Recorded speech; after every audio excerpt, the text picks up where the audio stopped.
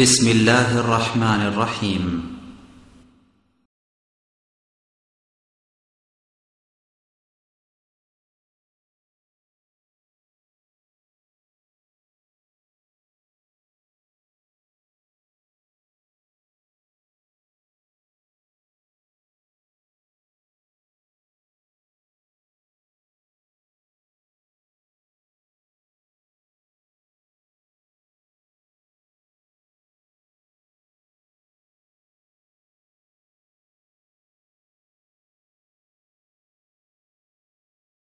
আসসালামু আলাইকুম ওয়া রাহমাতুল্লাহি ওয়া বারাকাতুহু। আউযু বিল্লাহি মিনাশ শাইতানির রাজীম। বিসমিল্লাহির রাহমানির রাহিম। وَيَقُولُ الْإِنسَانُ أَإِذَا مَا مِتُّ لَسَوْفَ أُخْرَجُ حَيًّا أَوَلَا يَذْكُرُ الْإِنسَانُ أَنَّا خَلَقْنَاهُ مِنْ قَبْلُ وَلَمْ يَكُ شَيْئًا فَوَرَبِّكَ لَنَحْشُرَنَّهُمْ وَالشَّيَاطِينَ ثُمَّ لَنُحْضِرَنَّهُمْ حَوْلَ جَهَنَّمَ جِثِيًّا ثُمَّ لَنَنزِعَنَّ مِنْ كُلِّ شِيعَةٍ أَيُّهُمْ أَشَدُّ عَلَى الرَّحْمَنِ عِتِيًّا ثُمَّ لَنَحْنُ أَعْلَمُ بِالَّذِينَ هُمْ أَوْلَى بِهَا صِلِيًّا وَإِن مِّنكُمْ إِلَّا وَارِدُهَا كَانَ عَلَى رَبِّكَ حَتْمًا مَّقْضِيًّا اللهم صل على محمد وعلى آل محمد كما صليت على إبراهيم وعلى آل إبراهيم إنك حميد مجيد اللهم بارك على محمد وعلى آل محمد كما باركت على إبراهيم وعلى آل إبراهيم إنك حميد مجيد মুআজ্জাজ মুকাররাম উলামায়ে কেরাম, সম্মানিত মুরব্বিয়ানে আযম, দিনদার মুসলিম ভাই এবং বোনেরা, আল্লাহ সুবহানাহু ওয়া তাআলার দরবারে কোটি কোটি শুকরিয়া যে মহান রব্বুল আলামিন আমাদেরকে আল্লাহ রব্বুল আলামিনের নাজিলকৃত লাওহে মাহফুজের কোরআনে কারীম থেকে আমাদের ক্ষুদ্র জ্ঞানে শাব্দিক, পারিভাষিক এবং নবী সাল্লাল্লাহু আলাইহি ওয়াসাল্লামের সহিহ হাদিস কর্তৃক ব্যাখ্যাকৃত দাওয়াত ও তাবলীগের কার্যক্রমের অংশ হিসাবে কোরআনে হাকিম থেকে কয়েকটি আয়াতে কারিমার সংক্ষিপ্তভাবে তাফসীর করার এবং শোনার তৌফিক দিয়েছেন সেই রব্বুল আলামিনের শুকর আদায় করি, সকলে বলি আলহামদুলিল্লাহ। সম্মানিত ভাই এবং বোনেরা, আল্লাহ রব্বুল আলামিনের অশেষ মেহেরবানি যে রব্বুল আলামিন আমাদেরকে দুনিয়ার বিভিন্ন ধরনের কিতাবের মধ্য থেকে দুনিয়ার বিভিন্ন ধরনের জাল হাদিস, দঈফ হাদিস যেই দেশে সর্বত্র ছড়াছড়ি, যে দেশের সমাজে বিভিন্ন শিরক, কুসংস্কার, বেদাত, কুফরে বিশ্বাসী, সেই দেশের মধ্যে আমরা এই নদ্দা সরকার বাড়ি জামে মসজিদে বসে আল্লাহ রব্বুল আলামিনের নাজিলকৃত কোরআনে হাকিমকে সরাসরি সামনে নিয়ে কোরআনে হাকিমের কয়েকটি আয়াতকে আমরা বুঝার এবং শোনার আল্লাহ পাক আমাদেরকে তৌফিক দিয়েছেন। এজন্য আবারও শুকরিয়াতান বলি আলহামদুলিল্লাহ। মানুষের শরীরে আল্লাহ সুবহানাহু ওয়া তাআলা একটি অংশ দিয়েছেন, যেই অংশটির নাম হলো কালব। মানুষের শরীরে একটি অংশ আছে, এই অংশটার নাম হলো কালব। মানুষের শরীরে আল্লাহ সুবহানাহু ওয়া তাআলা মাথা থেকে পা পর্যন্ত অনেকগুলো মূল্যবান দামি দামি জিনিস আল্লাহ রাব্বুল আলামিন প্রত্যেক মানুষের মধ্যে আল্লাহ পাক বিনা পয়সায়, বিনা টাকায়, বিনা ফিতে আল্লাহ সুবহানাহু ওয়া তাআলা কোটি কোটি টাকার সম্পদ শরীরের মধ্যে দিয়ে দিয়েছেন। সুবহানাল্লাহ।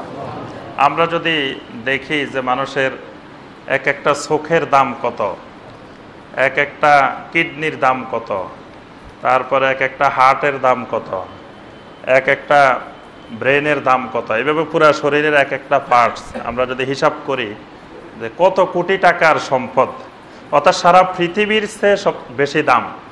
সারা পৃথিবী বিক্রি করলেও একজন মানুষের শরীরের দামের সাথে সমান হবে না।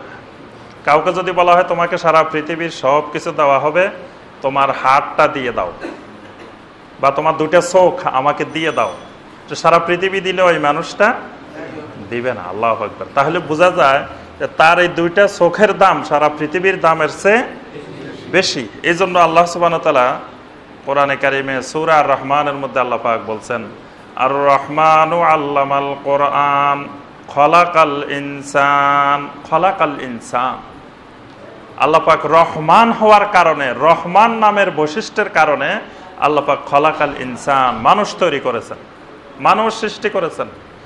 মানুষ যদি আল্লাহ সুবহানাহু ওয়া তাআলা রহমান না হইতেন, তাহলে মানুষের এই জিনিসগুলোর দাম যদি আল্লাহ বসায় দিতেন, রাব্বুল আলামিন যদি বলতেন তোমাকে এত কোটি টাকা দিছি, তুমি 60 বছর বেঁচে থাকবা, প্রতি বছর এত টাকা করে জমা দিবা, তোমার এই শরীরের অঙ্গ প্রত্যঙ্গের দাম। প্রতিদিন যে পরিমাণ অক্সিজেন আমরা গ্রহণ করি, যদি আল্লাহ সুবহানাহু ওয়া তাআলা একটা মিটার বসায় দিতেন যে তোমার প্রতি মাসে অক্সিজেনের বিল দিতে হবে, আল্লাহ পাক যদি এই বিল নিতেন, তো দুনিয়ার কোনো মানুষের পক্ষে মনে হয় এইরকম বিল দেওয়া সম্ভবপর হতো না। এই জন্য আল্লাহ পাক বলছেন আর রহমান, রাব্বুল আলামিন রহমান, দয়ার মহাসাগর। এই জন্যই আল্লাহ পাক খলাকাল ইনসান, মানুষ তৈরি করেছেন। এই মানুষের শরীরে আল্লাহ সুবহানাহু ওয়া তাআলা একটি অংশ দিয়েছেন যেটার নাম হলো কালব। এই কালবটা হলো শরীরের মূল অংশ। এটা যদি ঠিক থাকে তাহলে পুরা শরীর ঠিক থাকে, আর এটাতে যদি সমস্যা তৈরি হয় পুরা শরীরে সমস্যা তৈরি হয়। এই জন্য নবী সাল্লাল্লাহু আলাইহি ওয়াসাল্লাম বলছেন, আলা ইন্না ফিল জাসাদে মুদগা ইযা সলুহাত সলুহাল জাসাদু কুল্লু ওয়া ইযা ফাসাদাত ফাসাদাল জাসাদু কুল্লু আলা ওয়াহিয়াল কালব। নবী সাল্লাল্লাহু আলাইহি ওয়াসাল্লাম বলেন, আলা ইন্না ফিল জাসাদে মুদগা, তোমাদের শরীরের মধ্যে একটা গোশতের টুকরা আছে, মাংসের টুকরা আছে। ইজা সলুহাত সলুহাল জাসাদু কুল্লু, যখন এটা ভালো থাকে, এটা সুস্থ থাকে, তোমার পুরা শরীর সুস্থ থাকে। ওয়া ইদা ফাসাদাত ফাসাদাল জাসাদু কুল্লু, যখন সেটা গন্ডগোল তৈরি হয়, সমস্যা তৈরি হয়, তখন তোমার পুরা শরীরে সমস্যা তৈরি হয়। আলা ওয়াহিয়াল কালব, জেনে রাখো সেটা হলো কালব, সেটার নাম হলো কালব। আমাদের পুরা শরীরের সমস্ত অংশে রোগ ব্যাধি হয়। মানুষের ব্রেনে রোগ হয়, ব্রেনে স্ট্রোক করে। চোখের মধ্যে রোগ হয়, আলাদা চক্ষু বিশেষজ্ঞ, চক্ষু হসপিটাল এরকম দেওয়া আছে। তারপরে আমাদের দাঁতের মধ্যে রোগ হয়, অনেক ডেন্টিস্টরা আছেন, দাঁতের বিশেষজ্ঞরা। তারপরে হার্টে রোগ হয়, শরীরের বিভিন্ন অংশে রোগ হয়। তাহলে কালবের মধ্যে কি রোগ হয় না? কালবেরও রোগ আছে, কালবের অনেকগুলা রোগ হয়। তোর মধ্যে বড় বড় রোগ 4টা। বড় বড় রোগ কয়টা? 4টা। এই 4টা রোগের নাম মনে রাখবেন। মানুষের যেমন বড় বড় রোগ হয়, যে হার্ট অ্যাটাক করে, এটা করে, এটা করে, অনেক বড় বড় রোগ আছে। ঠিক কালবেরও 4টা বড় বড় রোগ আছে। এই রোগগুলা যে কালবের হয়েছে, সেই কালব শেষ, বরবাদ, একবারে বরবাদ। সেই কালব বুঝতে হবে মহারোগে আক্রান্ত। সেই 4টা রোগের একটা রোগের নাম হলো শাক। শাক, শাক মানে সন্দেহ। আরবি শাক্কর অর্থ হলো সন্দেহ পোষণ করা। শাক্কা ইয়াসুক্কু মানে হলো সন্দেহ করা। কালবের একটা বড় ধরনের রোগ হলো সন্দেহের রোগ, সংশয়ের রোগ। এই রোগ যার কালবে ঢুকছে বাস সে শেষ, সে মহারোগে আক্রান্ত। আল্লাহ পাক কোরআনে কারিমে অনেক জায়গায় এই রোগের কথা বলছেন। বালহুম ফি শাক্কিন ইয়ালআবুন, আল্লাহ পাক বলছেন বালহুম ফি শাক্কিন ইয়ালআবুন, যে তারা তো এই সন্দেহের রোগের মধ্যে খেলাধুলা করতেছে। এই সন্দেহ, এই শাক কালবের একটা বড় রকমের রোগ। যার কালবে এই রোগ ঢুকবে সে শুধু সন্দেহ করবে। কবরে সোয়াল জবাব হয়, এটা কেমনে হয় সন্দেহ লাগে, মনে হয় নাও হইতে পারে। তারপরে কিয়ামতের ময়দানে মানুষ উঠবে, এত কোটি কোটি মানুষ, আল্লাহ কেমনে বিচার করবে, কেমনে উঠবে, মনে হয় এগুলা সঠিক না, মানে এই সন্দেহ। আবার মাঝে মাঝে বলে যে না এটা হইতেও পারে, এই যে এটা দেখতেছি আল্লাহর অস্তিত্ব দেখতেছি, এটা দেখতেছি সেটা দেখতেছি, না হইতেও পারে। মানে এই সন্দেহের রোগ মানুষের কালবে ঢুকে, এটা একটা কালবের বড় রকমের রোগ।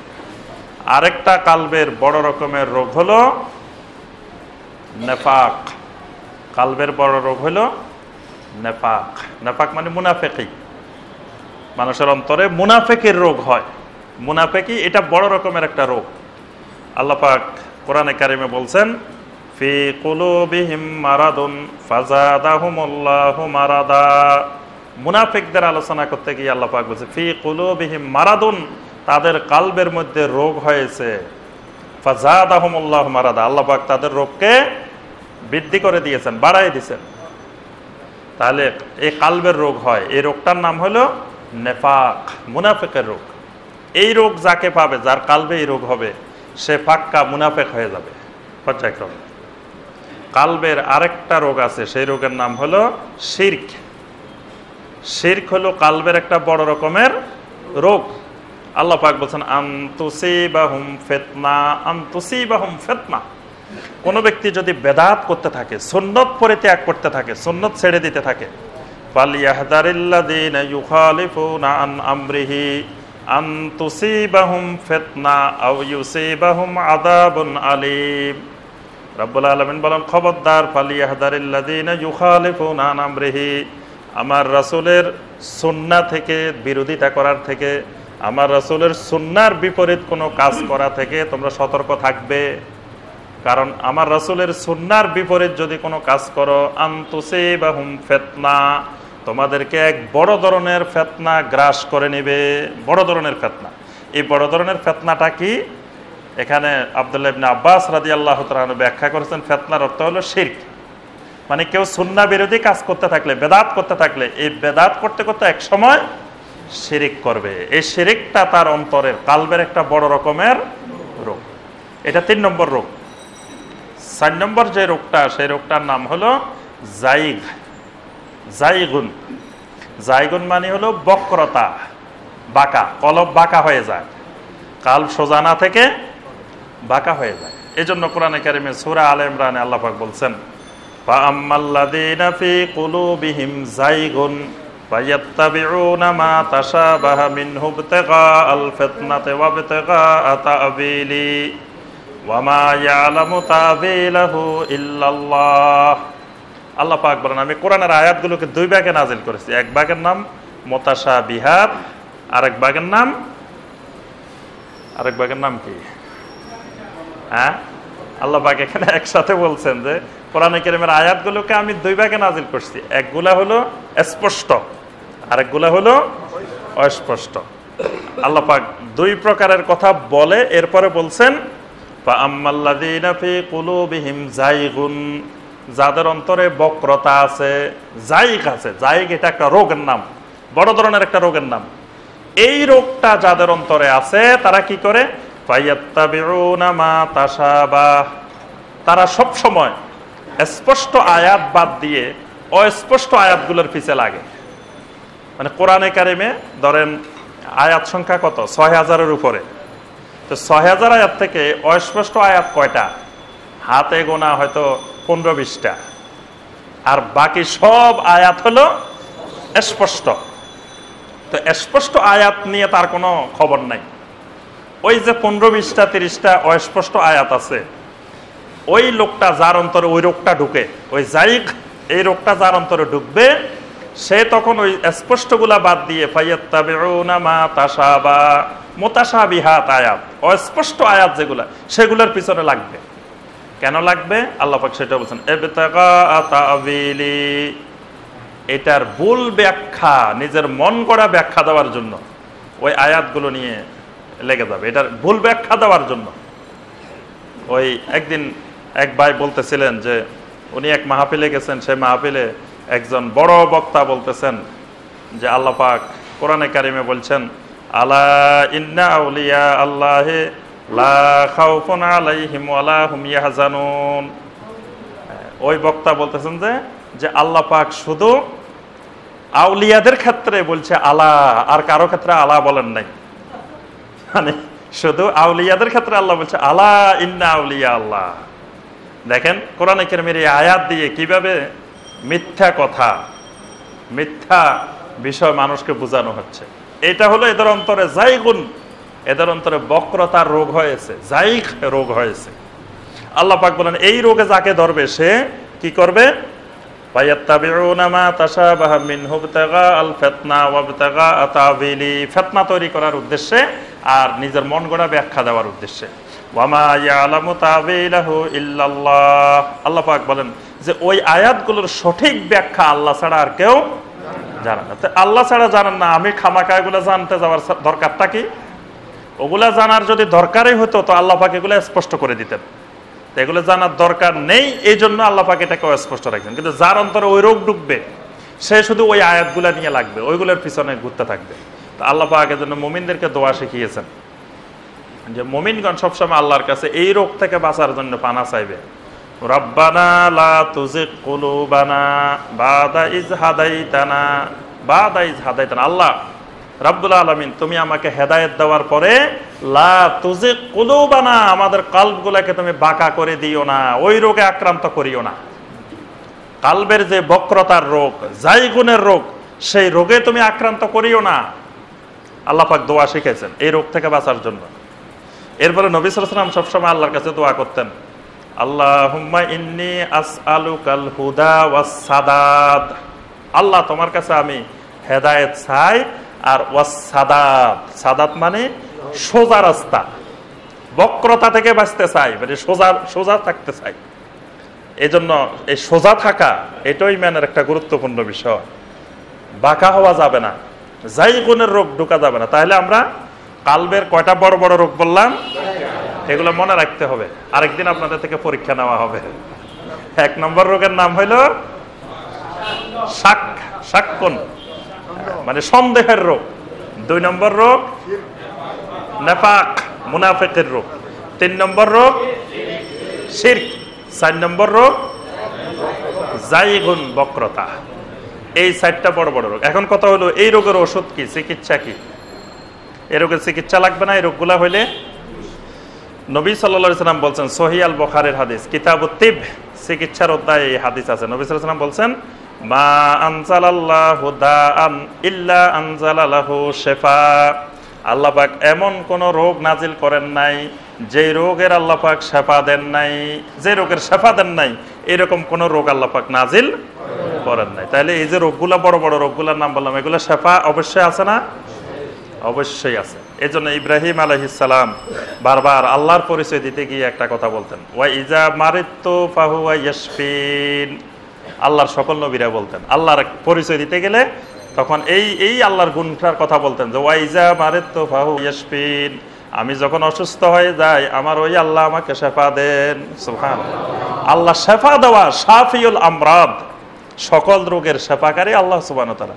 তা আল্লাহ শেফা দেওয়া এটাও আল্লাহর একটা বিশেষ গুণ। তো সুতরাং এই রোগগুলা হবে এত বড় বড় রোগ।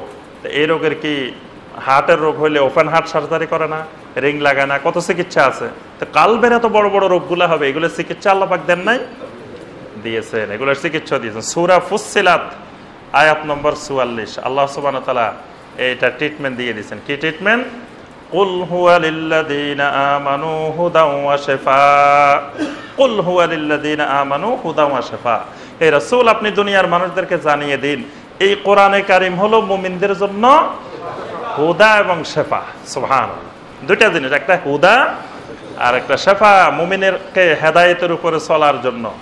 সিরাত মুস্তাকিমের উপরে চলার জন্য যা দরকার সেটা কোরআন তাকে দেখাই দিবে, তাকে জানিয়ে দিবে। আবার ওয়া শেফা, ওই যে কালবের যে বড় বড় রোগগুলা আছে, এই রোগগুলা তাকে শেফা দিবে। এই রোগগুলার চিকিৎসা হলো কোরআন। আল্লাহ পাক আরো স্পষ্ট করে বলছেন সূরা আল ইসরার 82 নম্বর আয়াত। আল্লাহ পাক বলছেন ওয়া নুনাজ্জিলু মিনাল কোরআনি মা হুয়া শিফা ওয়া রাহমাতুল লিল মুমিনিন। আমি কোরআনকে নাজিল করেছি মুমিনদের জন্য শিফা এবং রাহমাত, শিফা এবং রাহমাত। ইমাম তবারি, ইমাম ইবনে কাসির, ইমাম কুরতুবী রাহিমাহুমুল্লাহ, তারা সবাই এই আয়াতের তাফসিরে লিখেছেন এইভাবে, আই ইউযহিবু মা ফি কুলুবিহিম মিন আমরাদ মিন শাক্কিন ওয়া নিফাকিন ওয়া শিরকিন ওয়া যায়গিন ফাল কোরআনু ইয়াশফি মিন যালিকা কুল্লু।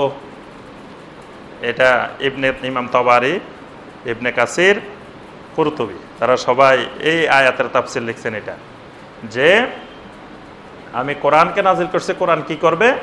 ইউযহিবু মা ফি কুলুবিল মুমিনিন মিন আমরাদ।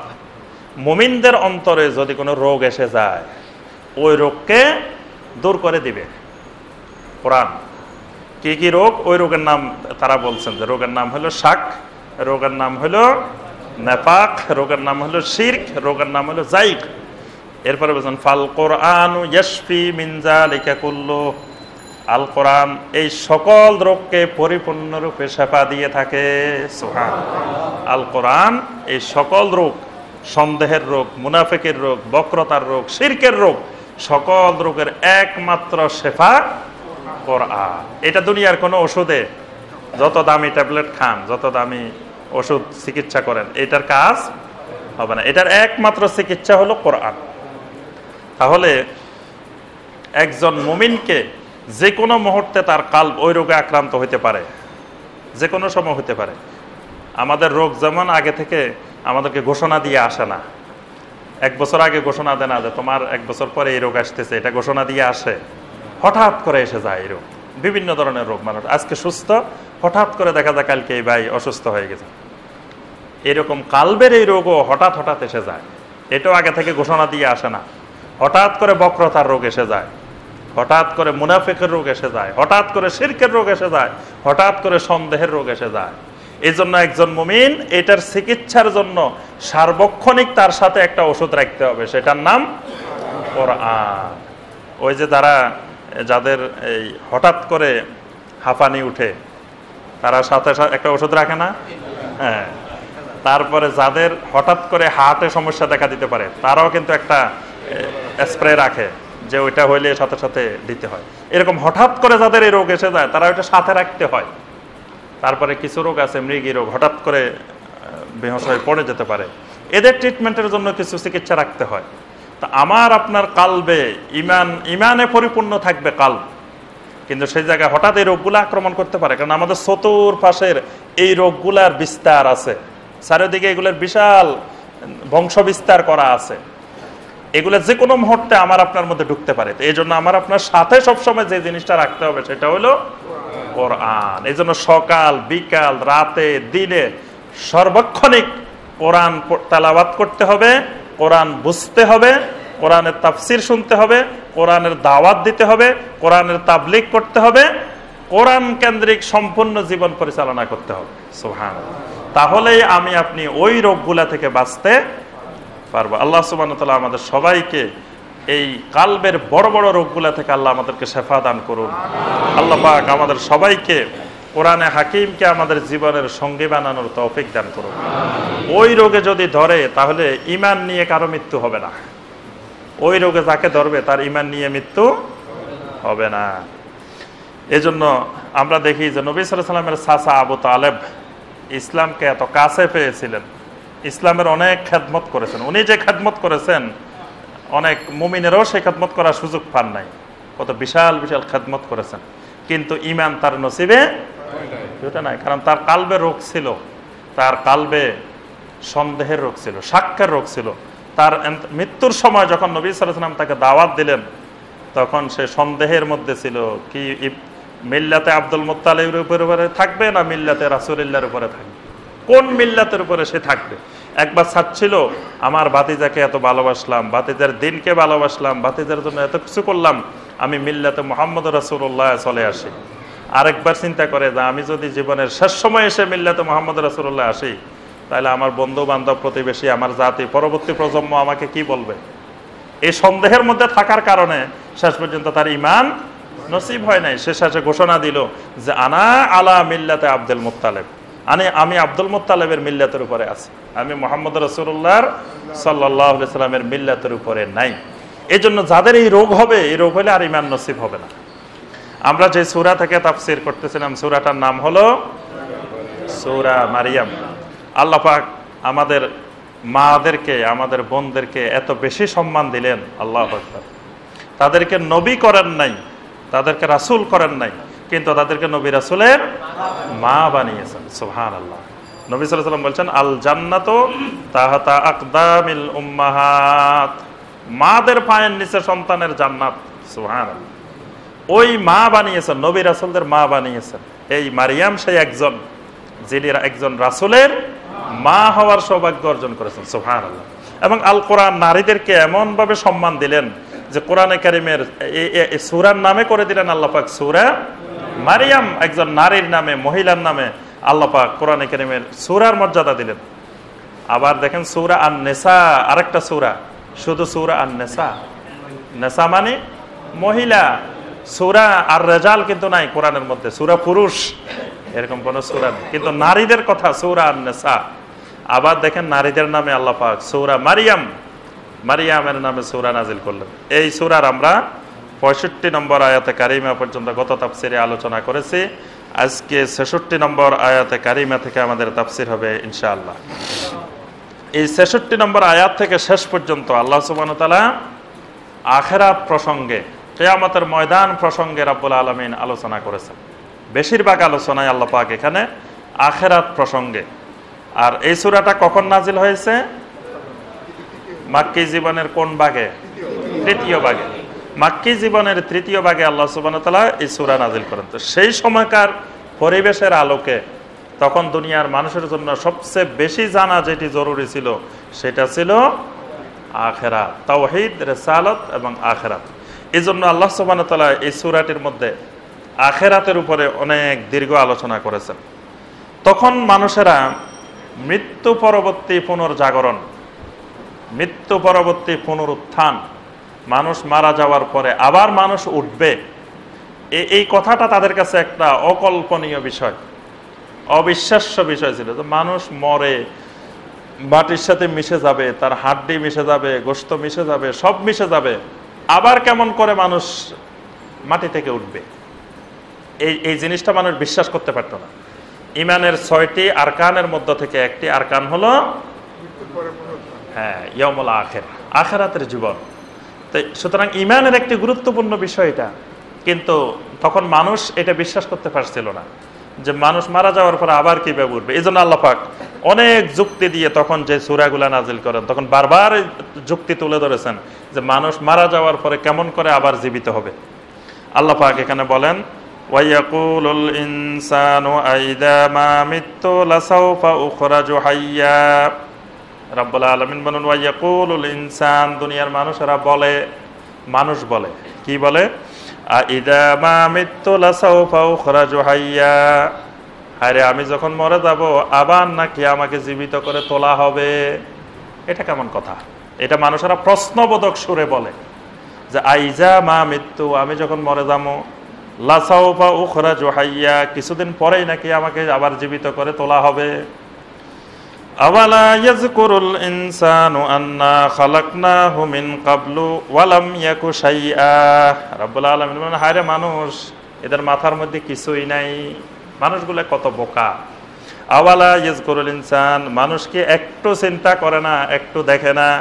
আন্না খালাকনাহু মিন ক্বাবলু, আমি যে তাকে ইতিপূর্বে তৈরি করলাম, বানাইলাম, ওয়া লাম ইয়াকু শাইআ, তখন তো সে কিছুই ছিল না। তাকে যে প্রথমবার বানাইলাম তখন তো তার অস্তিত্বই ছিল না, নামগন্ধও ছিল না। এখন তো সে পরিপূর্ণ একটা বডি নিয়ে মৃত্যুবরণ করছে। সে যেখানে মারা গেছে সেখানে তার মাটির মধ্যে তার উপাদানগুলো আছে, শরীর যদিও পচে গেছে, কিন্তু মাটির ভিতরে তার শরীরের উপাদানগুলো আছে। তো তাকে প্রথমবার যখন বানাইছি তখন তো কিছুই ছিল না। তো প্রথমবার যদি আমি আল্লাহ সুবহানাহু ওয়া তাআলা তাকে তৈরি করতে পারি কোনো প্রকার উপাদান ছাড়া, কিছু ছাড়া, তাহলে দ্বিতীয়বার তৈরি করা তো একটা সহজ বিষয়। অথচ প্রথমটা তারা মেনে নিতেছে দুনিয়ার মানুষ। মুশরিকদেরকে, কাফেরদেরকে জিজ্ঞাসা করা হলে তোমাকে কে তৈরি করেছে, তারা জবাব দিত আল্লাহ, আল্লাহ তৈরি করছে। তো প্রথমটা মানলে দ্বিতীয়টা মানা তো আরো সহজ। আল্লাহ পাক সেই কথাটাই বলতেছেন, ফাওয়ারাব্বিকা লানাহশুরান্নাহুম ওয়াশায়াতিন। রাব্বুল আলামিন বলেন, মানুষ এই সোজা অঙ্কটা না বুঝার কারণ হলো তাদের পিছনে যে লোকটা কাজ করে ওই লোকের নাম হলো শয়তান। শয়তানের কারণে সোজা অঙ্ক বুঝে না। 3 এ 2 এ কত জিজ্ঞেস করলে বলে যে 6, 3 আর 2 এ 5, এই সোজা অঙ্কটা সে বুঝে না। সে 3 এ 5 এ বলে যে 6। তাকে জিজ্ঞেস করলে ভাই বলেন তো 3 + 2 কত হয়েছে, কয় 6, অথচ এটা 5। তা আল্লাহ পাক বলতেছে এদের না বুঝার, ওই ভুল করার কারণটা হলো আশ-শায়াতিন, শয়তান, শয়তানের কারণে। কারণ প্রথমটা থেকে দ্বিতীয়টা তো সহজ। প্রথমবার আপনি তা কাউকে যোগ করতে দিলেন 3 অঙ্কের, পরের বার দিলেন 5 অঙ্কের। তো প্রথমটা যদি সে পারে, দ্বিতীয়টা তো সহজে পারার কথা। দেখেন সে প্রথমটা পারে, কিন্তু দ্বিতীয়টা মানে কঠিনটা পারে, সহজটা পারে না।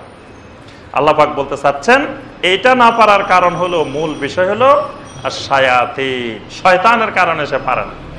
তা আল্লাহ পাক বলতেছেন, ফাওয়ারাব্বিকা লানাহশুরান্নাহুম ওয়াশায়াতিন। আমি আল্লাহ কসম করে বলছি, তোমার রবের কসম। সুবহানাল্লাহ, আল্লাহ পাকের কসম করে, শপথ করে আল্লাহ বলতেছেন। আল্লাহ কিন্তু কসম করে বলা লাগে না, কিন্তু রাব্বুল আলামিন যখন কসম করে বলেন তার অর্থ হলো বিষয়টাকে গুরুত্ব দেওয়ার জন্য আল্লাহ কসম করেন। ফাওয়ারাব্বিকা, তোমার রবের কসম করে বলছি, লানাহশুরান্নাহুম ওয়াশায়াতিন। যে মানুষগুলা এরকম বলে যে আমি মারা যাওয়ার পরে আবার কেমন করে পুনরায় উঠবো, আল্লাহ বলেন আমি তাদেরকে এবং তাদের মুরব্বী শয়তানদেরকে, যে শয়তানের কারণে তারা জিনিসটা বুঝলো না, সবাইকে আমি কিয়ামতের ময়দানে, হাশরের ময়দানে একত্রে নিয়ে আসবো, একত্রিত করবো। সুম্মা লানুহদিরান্নাহুম হাওলা জাহান্নামা জিসিয়্যা। শয়তান এবং ওই মানুষ, সমস্ত মানুষকে আমি কিয়ামতের ময়দানে একত্রিত করব। আর এই কিয়ামতের ময়দানের চতুর্দিক দিয়ে আমি জাহান্নামকে সাজিয়ে রাখবো। আল্লাহু আকবার।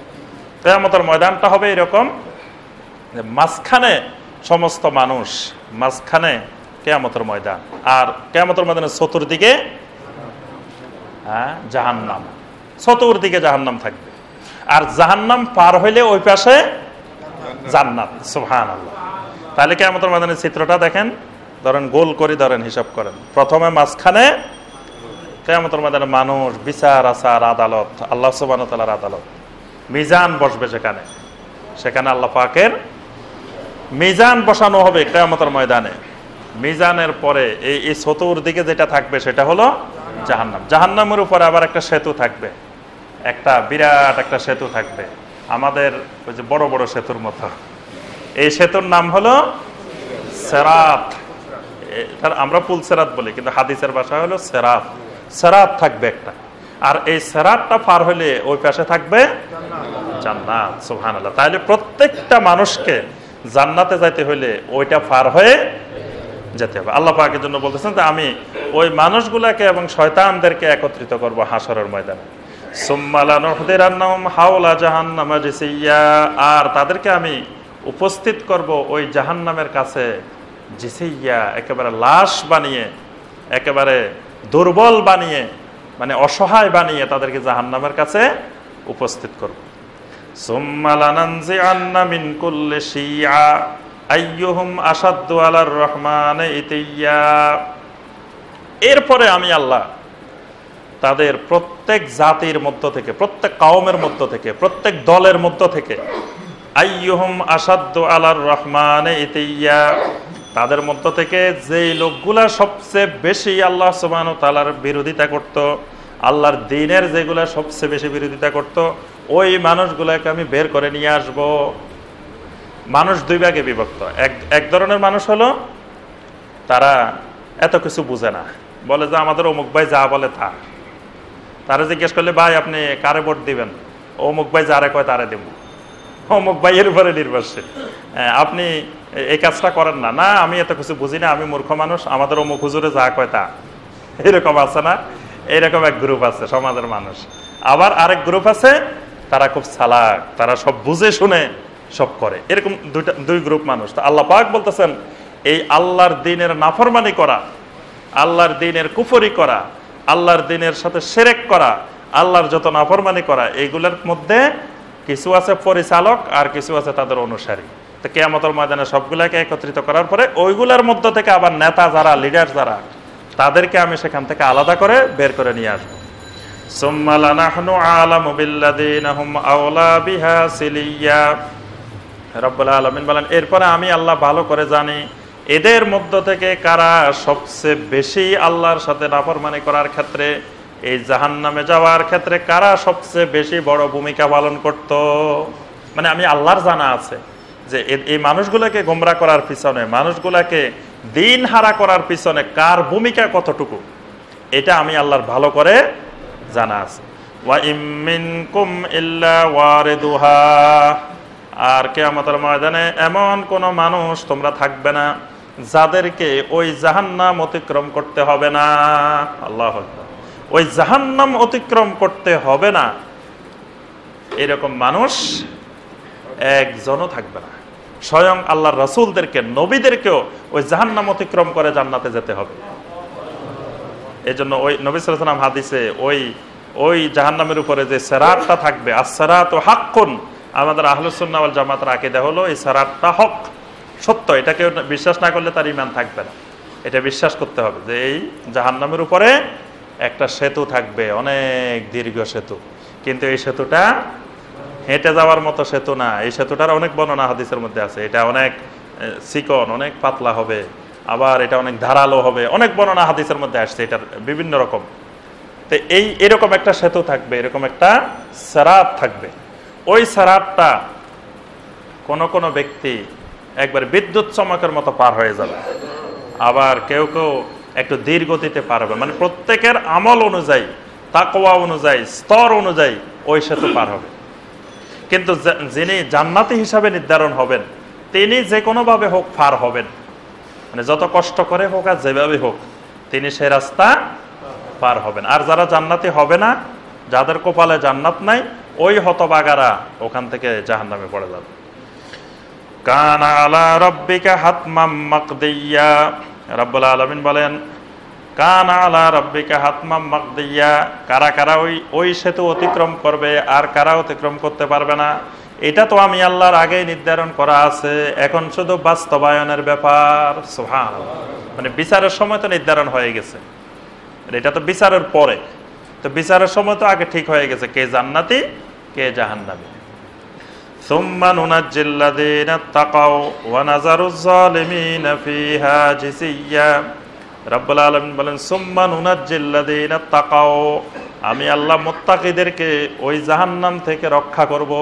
সুবহানাল্লাহ। ওই জাহান্নাম থেকে নাজাত দিব কাদেরকে? আল্লাযীনা তাকাও, যারা মুত্তাকি, যারা তাকওয়ার সাথে জীবন যাপন করে, এই মুত্তাকি মানুষগুলোকে আমি ওই জাহান্নাম থেকে মুক্তি দিব। ওয়া নাযারুজ জালিমিনা ফিহা জিসিয়্যা।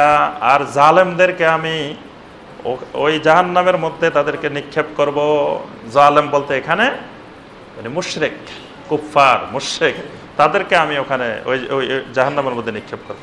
ওয়া ইযা তুতলা আলাইহিম আয়াতুনা বায়্যিনাতিন ক্বালাল্লাযীনা কাফারু লিল্লাযীনা আমানু আইয়ুল ফারিকাইনি খায়রুম মাকামান ওয়া আহসানু নাদিয়্যা।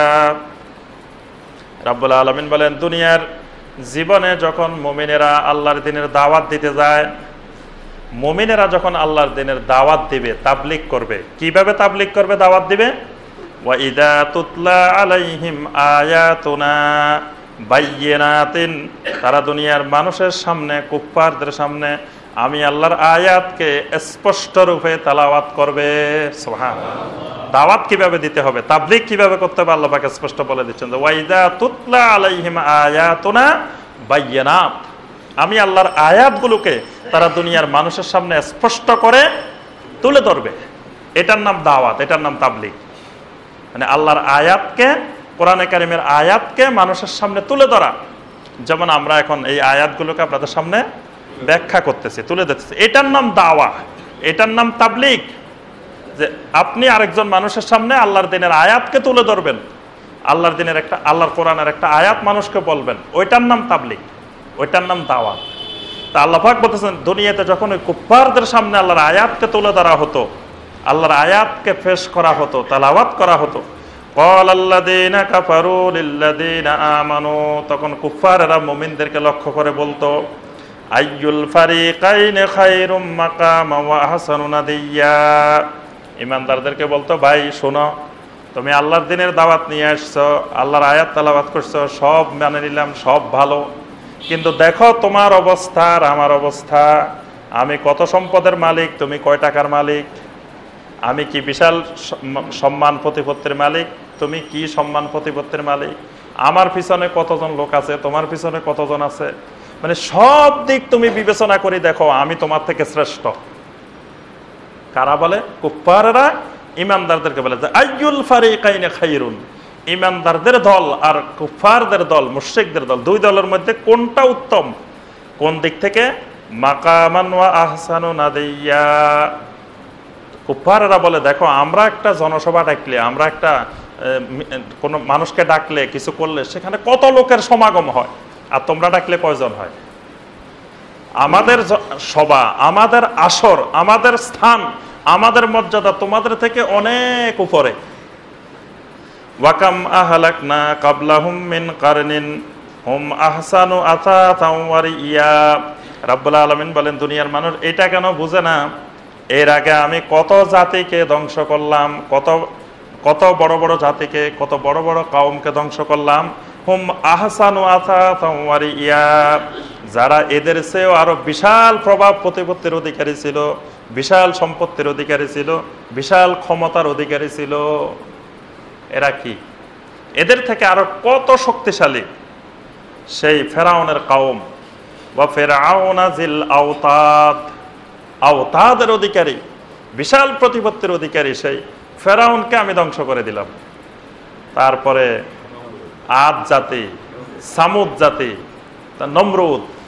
তা আল্লাহ বলতেছেন, এইগুলোর ইতিহাস কেন তারা জানে না, যে আমি ইতিপূর্বে যাদেরকে ধ্বংস করেছি এরা তো এদের থেকে আরো বিশাল সম্পত্তির মালিক, বিশাল ক্ষমতার মালিক, বিশাল প্রতিপত্তির মালিক ছিল। কুল মান কানা ফিদ দালালাতি ফালিয়ামদুদ লাহুর রহমানু মাদ্দা।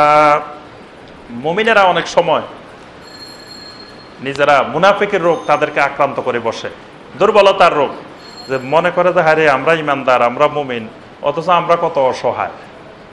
আর যারা জালেম, যারা গুমরাহির মধ্যে আছে, তারা কত সম্পত্তির মালিক, কত টাকা পয়সার মালিক, কত ক্ষমতার মালিক, কত প্রভাব প্রতিপত্তির মালিক। আল্লাহ পাক মুমিনদেরকে বলে দিচ্ছেন, কুল মান কানা ফিদ দালালা, রাসূল আপনি দুনিয়ার মানুষদেরকে জানিয়ে দিন, মান কানা ফিদ দালালা, যারা যত বেশি গুমরাহি করবে, যত বেশি দলালা করবে, গুমরাহি করবে, মানে আল্লাহর নাফরমানি করবে, ফালিয়ামদুদ লাহুর রহমানু মাদ্দা, আল্লাহ পাক দুনিয়ার সকল সম্পদ, সকল ক্ষমতা, সকল প্রতিপত্তির রশি আল্লাহ ছেড়ে দিবেন। সুবহানাল্লাহ, আল্লাহ পাক স্পষ্ট বলে দিয়েছেন, যত আপনি আল্লাহর নাফরমানি করবেন ততই আল্লাহ পাক আপনার রশি ছেড়ে দিবেন। রশি ছেড়ে দিবেন মানে আপনি তত টাকা পাইবেন, তত সম্পদ পাইবেন, তত ক্ষমতা পাইবেন, তত প্রতিপত্তি পাবেন, যত বেশি আল্লাহর গুমরাহি করতে পারবেন। এটা আমাদের সমাজে সবসময় মানুষের কাছে শুনি, যে অমুক নামাজ পড়ে না, অমুক আল্লাহ নাফরমানি করে, অমুক মানুষের উপরে জুলুম করে, অমুক এটা করে, অথচ সে কত কিছুর মালিক। আর আমি আল্লাহরে ডাকি, নামাজ পড়ি করে, আমার রোগ ব্যাধি যায় না, অভাব যায় না, আমার সমস্যা যায় না।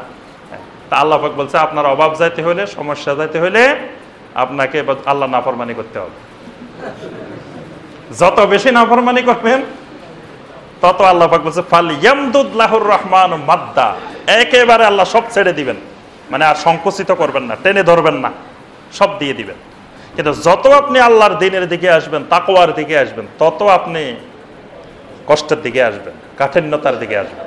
কারণ আপনি ইচ্ছা করলে হালাল হারাম আপনার সামনে দুইটাই থাকবে, আপনি হারাম গ্রহণ করতে পারবেন না। আপনি ব্যবসা করতে গেছেন, আপনার আশেপাশে সব ব্যবসায়ীরা বিভিন্ন কায়দায়, বিভিন্ন রকমের হালাল হারাম পন্থা ব্যবসা করে যাচ্ছে, কিন্তু আপনি ইচ্ছা করলেও পাইতেছেন না। তো তাহলে আপনার কাছে সম্পদ আসবে কোথা থেকে? চাকরি করতে গেছেন, আপনার আশেপাশে 10 জন পিয়ন আছে, পিয়নেরা ঢাকা শহরে বাড়ি গাড়ি সব করে ফেলছে, আপনি বড় অফিসার, আপনার থাকার জায়গায় নাই, 3 বেলা ভাতে খাইতে পারেন না। কারণ কি? আপনি তো হারাম পথে হাত বাড়ান না, তা আপনার জীবন তো কঠিন হবেই। আর যারা মানকানা ফিদ দালালা, যারা গুমরাহির দিকে যাবে, আল্লাহ নাফরমানির দিকে যাবে, আল্লাহ নিজেই বলতেছেন ফালিয়ামদুল্লাহুর রহমানুর মাদ্দা, আল্লাহ তাদের জন্য সব ছেড়ে দিবেন, যা আছে সব নাও। হাত্তা ইযা রাআও মা ইউআদুন ইম্মাল আযাবু ওয়া ইম্মাস সাআ ফাসায়ালামুনা মান হুয়া শাররুম মাকানা ওয়া আযআফু জুনদা।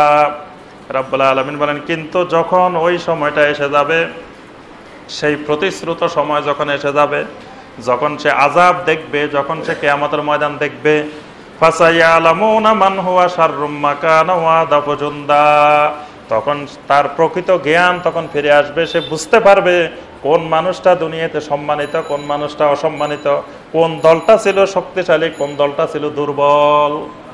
আল্লাহ পাক বলতেছেন এটা ওই সময় আসার আগে বুঝে আসবে না। ইম্মাল আযাব ওয়া ইম্মা সাআ, মানে আযাবের সম্মুখীন হওয়া ছাড়া, ওই কিয়ামতের ময়দানের কঠিন অবস্থার সম্মুখীন হওয়া ছাড়া এই অঙ্ক বুঝে আসবে না। কে কে সম্মানিত, কে শক্তিশালী, এটা বাহ্যিক দৃষ্টিতে বুঝে আসবে না।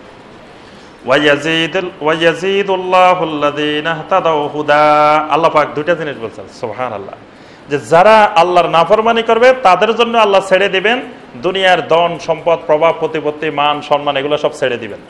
আর যারা ওয়ায়াজিদুল্লাহুল্লাযীনা ইহতাদাউ হুদা, সুবহানাল্লাহ, যারা হেদায়েত চাইবে, আল্লাহর কাছে হেদায়েতের রাস্তায় চলতে চাইবে, আল্লাহ বলতেছে তাদের জন্য আমি হেদায়েতকে বাড়িয়ে দিব।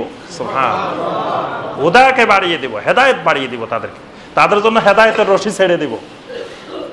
তাদের জন্য ওই টাকা পয়সা ধন সম্পদের রশি ছাড়বেন না, তাদের জন্য আল্লাহ ছাড়বেন হুদা, হেদায়েতের রশি। হেদায়েত তাদের জন্য সম্প্রসারিত করে দেওয়া হবে। তারা যত বেশি হেদায়েতের উপরে চলার চেষ্টা করবে, আল্লাহ পাক তাদেরকে ওই দ্বীনের উপরে চলা, হেদায়েতের উপরে চলা, সিরাতে মুস্তাকিমের উপরে চলা, এটা আল্লাহ পাক তাদের জন্য সহজ করে দিবেন। সুবহানাল্লাহ। ওয়াল বাকিয়াতুস সালিহাতু খায়রুন ইনদা রাব্বিকা সাওয়াবান ওয়া খায়রুম মারাদ্দা।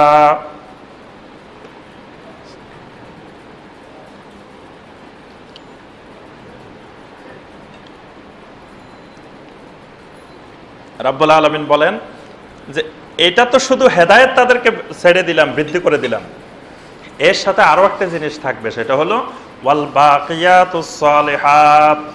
ওয়াল বাকিয়াতুস সালিহাত মানে আমি আল্লাহ তাকে এমন কিছু নেক আমল, এমন কিছু আমলে সালেহ করার সুযোগ করে দিব, যে আমলে সালেহটা হবে বাকিয়াত, মানে স্থায়ী আমল। সুবহানাল্লাহ, মানে এই আমলে সালেহটা হবে স্থায়ী আমলে সালেহ, যেটা কবরে কাজে আসবে, হাসরে কাজে আসবে, কিয়ামতের ময়দানে কাজে আসবে। এরকম আমল করার সুযোগ, এরকম আমল করার সৌভাগ্য আমি আল্লাহ তাকে দিয়ে দিব। তাকে হয়তো ওই ইয়ামদুল্লাহুর রহমানুর মাদ্দা দুনিয়ার সম্পদ হয়তো বেশি দিব না, টাকা পয়সা বেশি দিব না, বা ক্ষমতা বেশি দিব না, কিন্তু তাকে যেটা দিব ওয়াল বাকিয়াতুস সালিহাত, এমন কিছু আমলে সালেহ করার সুযোগ দিব, যে আমলে সালেহটা তার জন্য স্থায়ী, সব জায়গায় যার কাজে আসবে। খায়রুন ইনদা রাব্বিকা সাওয়াবান ওয়া খায়রুম মারাদ্দা। রাব্বুল আলামিন বলেন ওই দুইটা জিনিসের মধ্যে যাকে আমি এই আমলে সালেহ এবং হেদায়েতের তৌফিক দিব, এটা আল্লাহর কাছে সওয়াবের দিক থেকে, আল্লাহর কাছে প্রতিদান পাওয়ার দিক থেকে অনেক অনেক বেশি কল্যাণকর। সুবহানাল্লাহ। আফারাআইতাল্লাযী কাফারা বিআয়াতিনা ওয়া ক্বালা লাউতায়ান্না মালান ওয়া ওয়ালাদা। রাব্বুল আলামিন বলেন কাফেরদের দিকে কি আপনি লক্ষ্য করেন নাই, যে কাফেররা আমি আল্লাহর আয়াতগুলোকে অস্বীকার করে আর বলে লাউতায়ান্না মালান ওয়া ওয়ালাদা, সে বলে আমার আয়াতের কি দরকার, কোরআন কি দরকার, আমারে আল্লাহ কত সম্পদ দিছে, কত ছেলে মেয়ে দিছে, জনে বলে শক্তিতে আমি কত কিছু পাইছি, কিসের নামাজ, কিসের কোরআন, কিসের তাফসীর, এগুলো দরকার কি, আমি এগুলো ছাড়াইতে অনেক কিছু পাইছি। এরকম মানুষও আমি শুনছি যে এক মানুষ সরাসরি বলতেছে যে আমি নামাজ পড়ি না বলে এত কিছু পাইছি। নাউজুবিল্লাহ। একজন মুসলিম বলতেছে, কয় আমার পাশে যারা নামাজ পড়ে এরা 3 বেলা খাইতেও পারে না, আমি নামাজ পড়ি না দেখি আল্লাহ আমারে দেখেন কত সম্পদ দিছে। নাউজুবিল্লাহ। আল্লাহ পাক বলতেছেন এই কুফাররা বলে যে লাউতায়ান্না মালান ওয়া ওয়ালাদা, আরে আমার আয়াতের কি দরকার, কোরআনের কি দরকার, কোরআন ছাড়াই তো আমি কত সম্পদ পাইছি, কত সন্তান পাইছি। আত্তালাল গায়বা আমিত্তাখাযা ইনদার রহমানি আহাদা।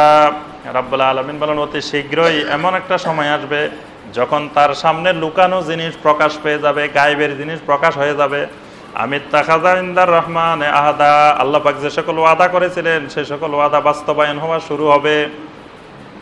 কাল্লা সানাকতুবু মা ইয়াকুল ওয়া নামুদ্দু লাহু মিনাল আযাবে মাদ্দা। রাব্বুল আলামিন বলেন কখনো নয়, আমি আল্লাহ তার জন্য যা বলেছি সেগুলা বাস্তবায়ন করে ছাড়বো। আর ওয়া নামুদ্দু লাহু মিনাল আযাবে মাদ্দা, দুনিয়াতে যেমন তার জন্য রশি ছেড়ে দিয়েছিলাম, ওখানে আরেকটা রশি ছেড়ে দেওয়া হবে, সেটা হলো আযাবের রশি। আল্লাহু আকবার। দুনিয়াতে যেমন তার জন্য সম্পদ, ক্ষমতা, প্রভাব, প্রতিপত্তি ছেড়ে দিয়েছিলাম, ওয়া নামুদ্দু লাহু মিনাল আযাবে মাদ্দা, ওই মৃত্যুর পরে আরেকটা জিনিস ছেড়ে দেওয়া হবে, সেটা হলো আযাব। আযাবকে সম্প্রসারিত করা হবে। ওয়া নারিসুহু মা ইয়াকুল ওয়া ইয়াতিনা ফারদা, আর দুনিয়াতে থাকতে সে যা কিছু বলতো সেগুলা সে দুনিয়াতে রেখে আসবে। ওয়া ইয়াতিনা ফারদা, আমার কাছে সে একাকী আসবে, মানে তার সম্পদ, তার ওই জনবল, তার ক্ষমতা, প্রভাব প্রভৃতি কিছুই আসবে না। ওয়া ইয়াতিনা ফারদা, আমার কাছে আসবে একা একা, যেভাবে দুনিয়াতে একা গিয়েছিল ওইভাবেই আসবে। ওয়াত্তাখাযু মিন দুনিল্লাহি আলিহা লিয়াকুনু লাহুম ইজ্জা, ওই মানুষটা দুনিয়াতে থাকতে আল্লাহকে বাদ দিয়ে কত মাবুদ, কত ইলাহ সে গ্রহণ করেছিল। লিয়াকুনু লাহুম ইজ্জা, এত মাবুদ গ্রহণ করার কারণ হলো এই সকল মাবুদের কারণে সে অনেক প্রভাব প্রতিপত্তি, ক্ষমতার অধিকারী হবে। কারণ এক মাবুদকে ধরলে হয়তো সে দুনিয়াতে বাহ্যিকভাবে হয়তো সে ওইরকম সম্পদ, ওইরকম প্রভাব প্রতিপত্তির মালিকানা আসবে না। এই জন্য সে এক মাবুদকে বাদ দিয়ে অসংখ্য মাবুদ সে দুনিয়াতে গ্রহণ করেছিল।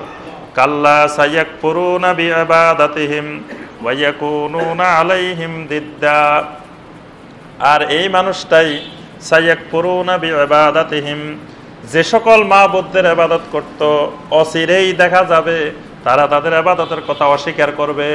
মানে যাদের ইবাদত করা হতো তারা বলবে যে আমি কি বলছি নাকি তারা আমার ইবাদত করতে, তারা নিজেরাই অস্বীকার করবে, কেউ স্বীকার করবে না যে আমার ইবাদত করতে তো তাদেরকে বলা হয় নাই। আলাম তারা আন্না আরসালনা শায়াতিনা আলাল কাফিরিনা তাউজ্জুহুম আজ্জা। রাব্বুল আলামিন বলেন দুনিয়ার মানুষ কি এই কথাটা ভুলে গেছে যে আমি তাদের কাছে, ওই কুফফারদের কাছে শয়তানদেরকে পাঠাই, শয়তানদেরকে প্রেরণ করি। তাউজ্জুহুম আজ্জা, শয়তান তাদেরকে শুধু ফুসলাইতে থাকে, উস্কাইতে থাকে, শয়তান তাদেরকে পিছন থেকে শুধু উস্কানি দিতে থাকে। ফালা তাজাল আলাইহিম ইন্নামা নাউদ্দু লাহুম আদ্দা, আল্লাহ পাক বলেন মুমিনেরা ফালা তাজাল আলাইহিম, খবরদার ওই কাফেরদের প্রভাব প্রতিপত্তির দিকে তাকাইবা না। আরবের কুফফারেরা তখন মুমিনদেরকে বলতো যে দেখো যে তোমরা মুহাম্মদ সাল্লাল্লাহু আলাইহি ওয়াসাল্লামের অনুসারী হয়ে কি লাভ করছো, তোমরা আল্লাহ রাসূলের অনুসারী হয়ে 3 বেলা ভাত খাইতে পারো না, কত কষ্টে দিন যাপন করতেছ।